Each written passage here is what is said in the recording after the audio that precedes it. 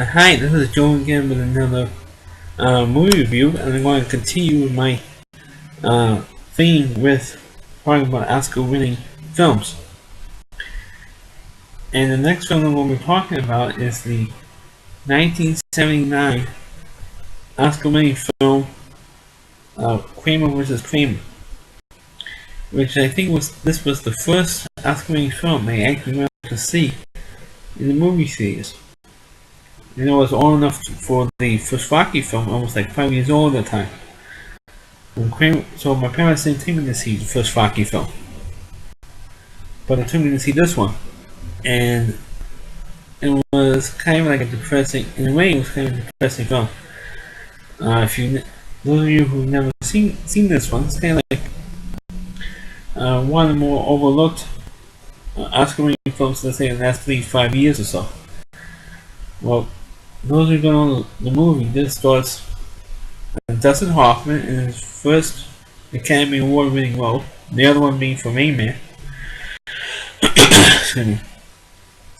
And other main character is Meryl Streep, who plays his wife, and she won her first Oscar for Best Supporting Actress for this role. And also Gene Alexander as the neighbor, and the other one was Justin Henry, who plays the son.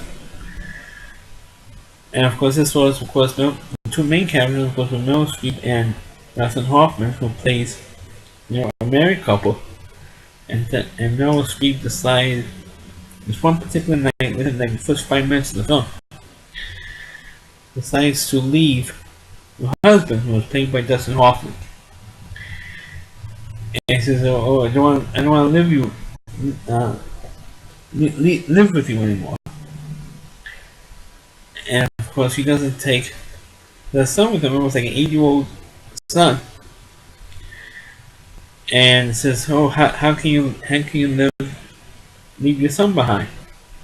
And that's what she did, and that's what I remember. Like the first 5 minutes, and I remember when I first saw the film, I saw. Over the years, I remember the first 5 minutes when she leaves him. I remember the middle part of the film where the son gets hurt in a playground. And then, of course, I remember the end of the film when Meryl Streep, of the, three quarters of the way through the film, she comes back and files for custody for the child. And of course, at the end of the movie, spoiler, like practically all divorce cases now, when the father loses custody to the mother in a divorce case, when there's a child involved. And of course, that's where practically most of the movie, 3/4 of the film, has to do with the relationship between Dustin Hoffman and the son, because she leaves the son behind, and when Meryl Streep leaves, Dustin Hoffman calls up the neighbor, says, "Hey, Joanna left." That's the name, and Meryl Streep's character, Joanna left. So the neighbor comes out, and she says, "Well, she was a very unhappy woman." But she can't be that unhappy because she left with the son behind. He says, "Well, it took a lot of courage to walk out on this. It took a lot of courage to walk out tonight." So of course, Dustin Hoffman comes back with, "Oh yeah, how much courage does it take to walk out on your kid?" And of course, that's the base of the movie. That's why Meryl Streep comes off as the villain in this whole thing. At first, it was Dustin Hoffman was the villain, and then of course, throughout the course of the film, Dustin Hoffman becomes more and more sympathetic throughout the rest of the film, because of how he's raising this kid, his kid alone. And of course, the more he spends time, one of the things that's a real big problem in this movie, especially not only at that time, but today as well, is the father since he's a single parent, and spends so much time taking care of the child. Every time when the child is sick, he has to be home for him because there's no one there for him.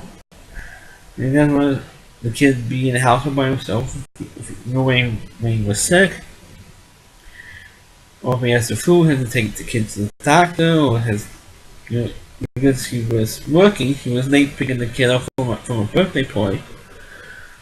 And instead of doing the stuff that, you know, one, because of that, in those days, 1979, even though there were women in the workplace, but it's not like the way it is now in 2014, there's so many more women out in the workforce, particularly single parents out in the workforce. But that time was rare that the father's alone with the kid and the mother's not there. So every time he has to do something for the kid, he gets chewed out, by his boss. I said, look, I don't like this book. Why don't you leave your kid with another relative so that way you can concentrate on this account I'm going to give you. Because that's the Harvard's account that's supposed to be looking at an agency, so the boss is giving this big account, my airline account. Instead of concentrating on the airline account and trying to please the client, he has to spend time with the kid because he was sick or whatever. So of course what happens when Meryl Streep's character, was suing for custody, not too long after that, the Dustin Hoffman's boss, I forgot who plays the character, but his boss decides to fire him. And so remember, you can't fire me. I'm filing for custody. If I'm out for a job, I'm going to lose my son if I can't support him. He says, well, I don't care. Because I keep blowing this account, and if I keep you on, I have to give you a lousy account. So I don't care. I want I have to keep the job. So he has to look for another job, and he gets a job on, downgrade in pay and downgrade in not only salary, but downgrade in job and position he has. And now he's making less money than he did before. And of course, like I said, in the end, he loses custody. But at the end of the film, Meryl Streep kind of had a change of heart. Excuse me. Because of the fact that she one stupid reason is because she never painted clouds in the bedroom in the apartment that she has. Which is like the stupidest reason why to leave the kid with Dustin Hoffman. I mean, come on. I mean, you won the case, you should bring the kid down with you. Oh, I forgot to paint clouds. In his bedroom. I mean, come on. And then of course then she breaks down a big fine fit. And then she says, I'm not taking him with me. And of course it does the Hoffman fights a little bit. And then of course the last scene, which is kind of a scene that wasn't originally supposed to be in the movie, but the cameras kept rolling.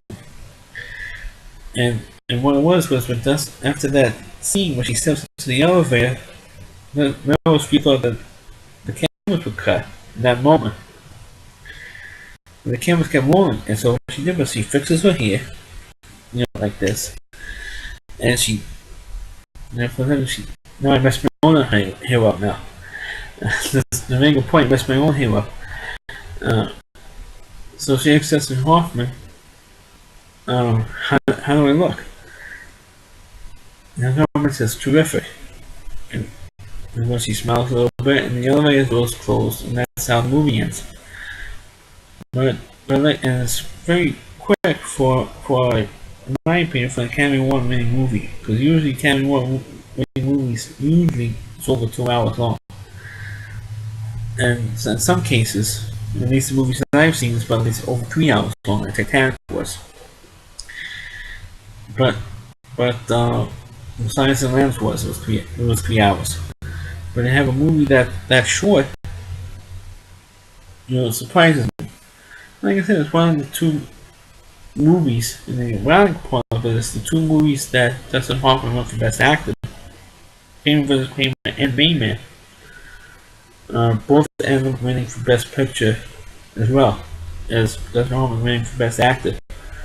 But for some reason, Justin Henry played the son. I don't think he's even acting anymore, as far as I know. Because I haven't seen anything else other than this movie. Well, thank you for watching my review. Uh, please click on, please like it, or please comment on it. Feel free to comment, and please, like subscribe to my channel. Thank you for watching.